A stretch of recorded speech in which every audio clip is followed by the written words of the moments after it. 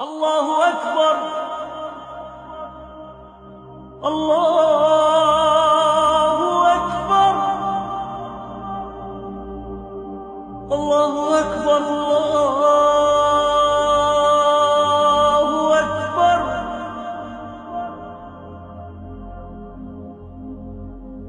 أشهد أن لا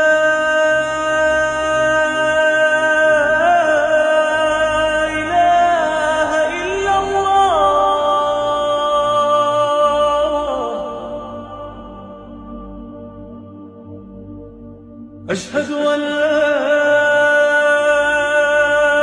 إله إلا الله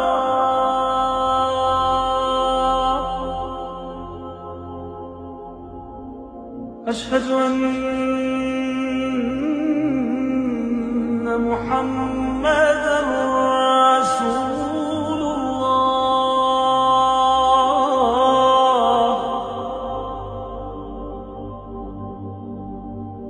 أشهد أن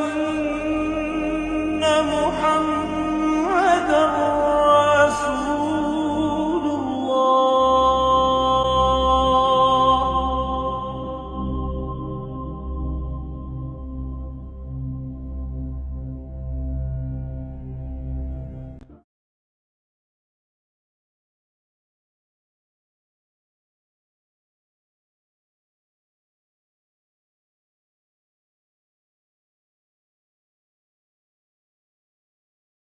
How many times have you been told that God exists without giving an objective proof to support this massive claim? Almost every time, isn't it? The reason is not the absence of proof, but the difficulty in presenting it convincingly. Because proving the existence of God is not the same as, for example, proving that Pluto exists, which is again not the same as proving whether a black hole exists or electron exists.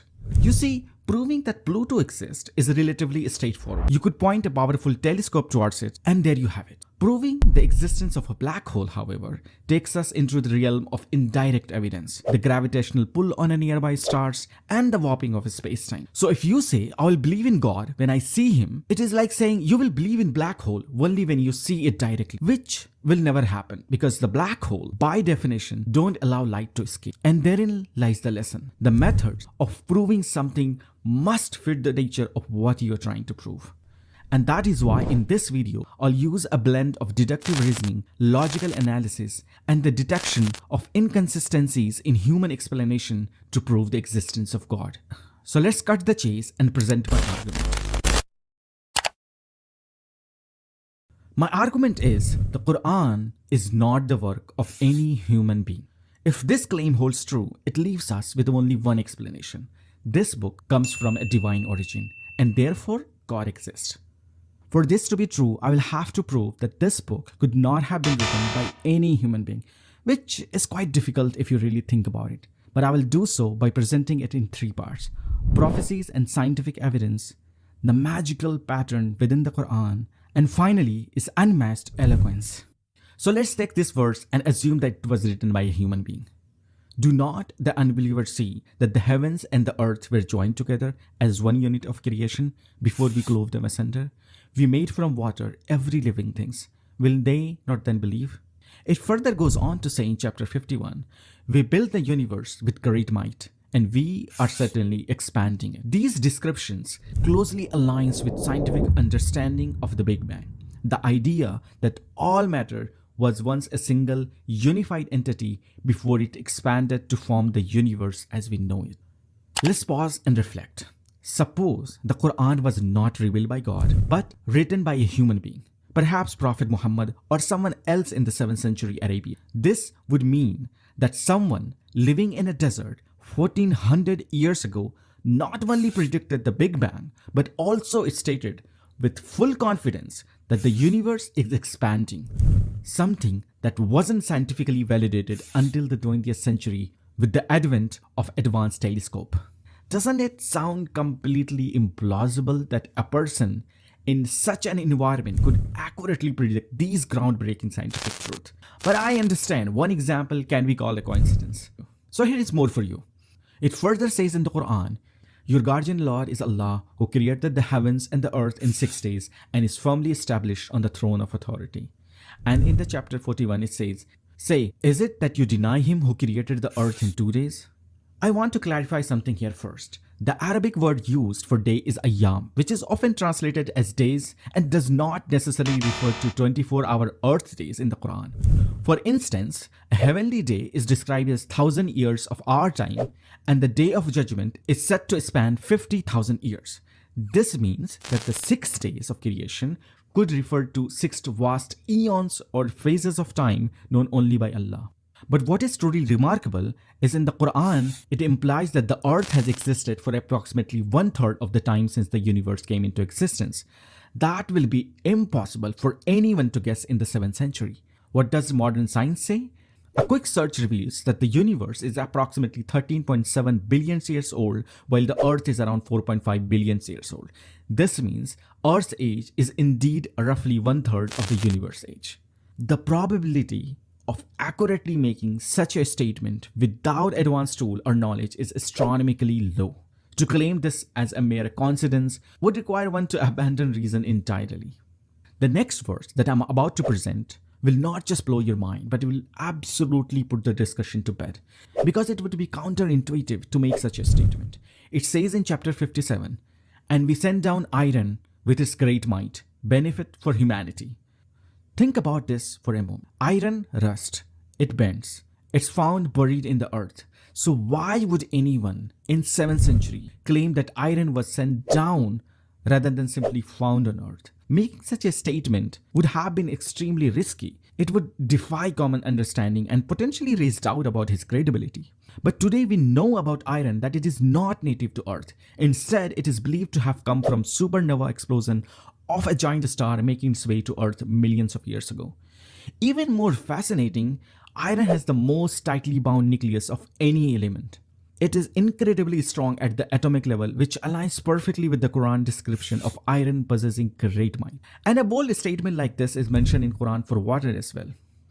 The next evidence I'm about to present has led many scientists to accept Islam because they realized that this verse simply could not have been written by any human being, especially in the 7th century. It is about our brain. For centuries, it was thought that the frontal part of the brain handled vision simply because it is near the eyes. In the 20th century, advancement in brain scans and neuroscience revealed something astonishing. The part of the brain responsible for vision is actually located at the back, the occipital lobe. The frontal part of the brain, however, called the prefrontal cortex, is understood to play a crucial role in the decision making and, most interestingly, fabricating lies. What does the Quran says in chapter 96? A lying, sinful forelock. Think about this for a moment. If Prophet Muhammad had authored the Quran, he would have likely written what was commonly believed at that time. Because he didn't, and it came from divine source, 1400 years later, with modern neuroscience, we know the Quran precise statement. At this point, you might be wondering, what if the Quran copied all of this information from some lost ancient text? Or what if it's the work of an aliens? Or perhaps some form of advanced AI that existed and was later forgotten? These are reasonable assumptions that naturally comes to our mind. Okay. First, we are talking about a book revealed in the 7th century, not some ancient text from 5,000 or 10,000 years ago. The state of knowledge and discovery in the 7th century is well documented. We know exactly what was understood at that time, and there is no record or mention of such advanced knowledge, certainly nothing resembling what the Quran contains. Second, copying does not guarantee accuracy. When you copy from an existing source, you risk duplicating errors, outdated beliefs, or even contradictions. Yet, the Quran, despite being revealed over 1400 years ago, contains not a single scientific contradiction or errors. Every claim aligns with modern discovery, leaving us with only one compelling conclusion, and you know it. But if you still think copying is a viable explanation, check out this section. In the Quran, nothing is random, not even the placement of a specific words or name. Take the word human as an example. It appears in the 2nd verse of chapter 76. If you count the Arabic letter from the beginning of the verse, the word human occurs at precisely the 46th letter. Amazingly, 46 is the diploid chromosomes number in humans. But there is more. In the very first verse, where human is mentioned, it appears in the 9th position. Why is this significant? Because 23, the number of human chromosomes pair, is the 9th prime number. Similarly, if we analyze the 77th verse of the chapter 36, the word sperm is exactly located at 23rd position from the beginning of the verse. And what do we know about human sperm? It carries exactly 23 chromosomes. Coincidence? You could say that, but guess what? These numerical correlations are not unique to humans. They extend to other animals such as apes, bee, horse, and pigs. The last letter of the word apes exactly located in the 48th position, and 48 is the diploid chromosomes number of apes. Similarly, the word bee appears in verse 68 of chapter 16, and the last letter of the word bee is at the 16th position. Bee has 16 pairs or 32 chromosomes. The word horse, which appears in chapter 3 in verse 14, is exactly located at 64th position from the beginning of the verse, and 64 is the diploid chromosomes number of the horse. The same pattern continues with the word pig, which appears in chapter 5 verse 16. The last letter of pig is exactly 38 letters away from the end of the verse, and 38 is the diploid chromosomes number of pigs. And it even does not stop there. This astonishing correlation holds true for other animals mentioned in the Quran, including donkey, dog, camel, cow, sheep, and even the hippo. Here is the incredible part. Humans had no concept of chromosomes, let alone their numbers, in the 7th century. To think that such precise and consistent alignment could be crafted by any human being, intentionally or by chance, is beyond reason. Moreover, maintaining this level of structure across the Quran while referencing so many animals would be virtually impossible for any human author. That leaves us with only one option. But the interesting part is that there is a consistency of numbers for the things we readily observe and verify. For example, the word month is mentioned 12 times in the Quran, the same as the number of months in a year. The word day in singular form is mentioned 365 times. The plural form of days is mentioned 30 times in the Quran. The word prayer is mentioned 5 times.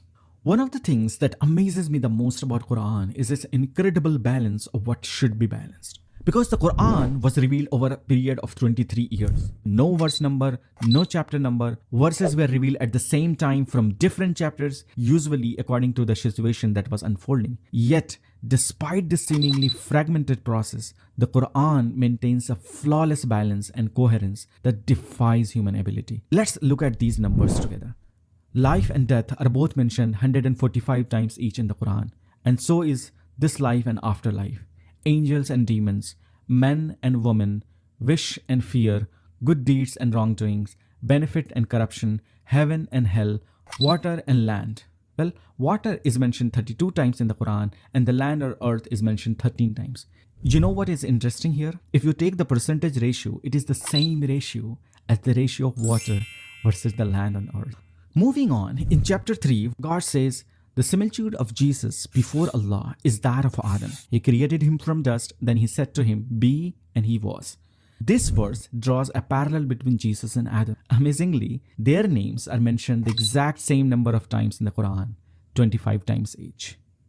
I want to finish my argument by giving one more example, an illustration of the mind-boggling complexity and precision within the Quran.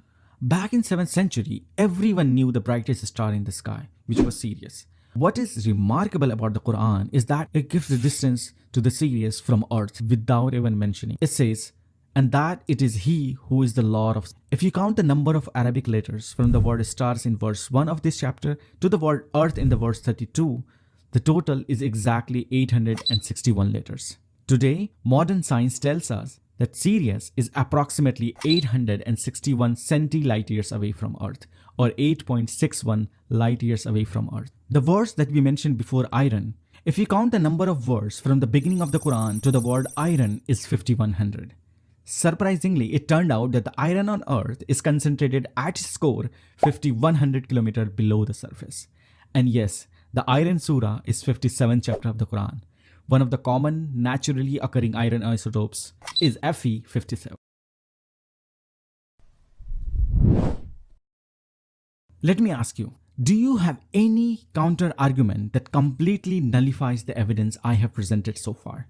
Any reasoning that limits the validity of what I have shared?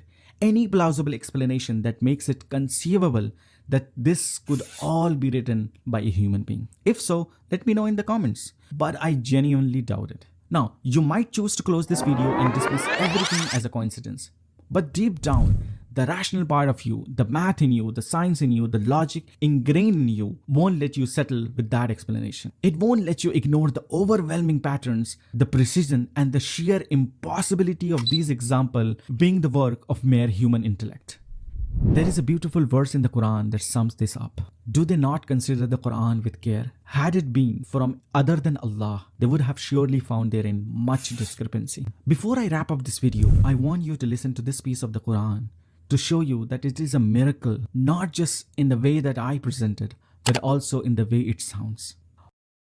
أفلا ينظرون إلى الإبل كيف خلقت وإلى السماء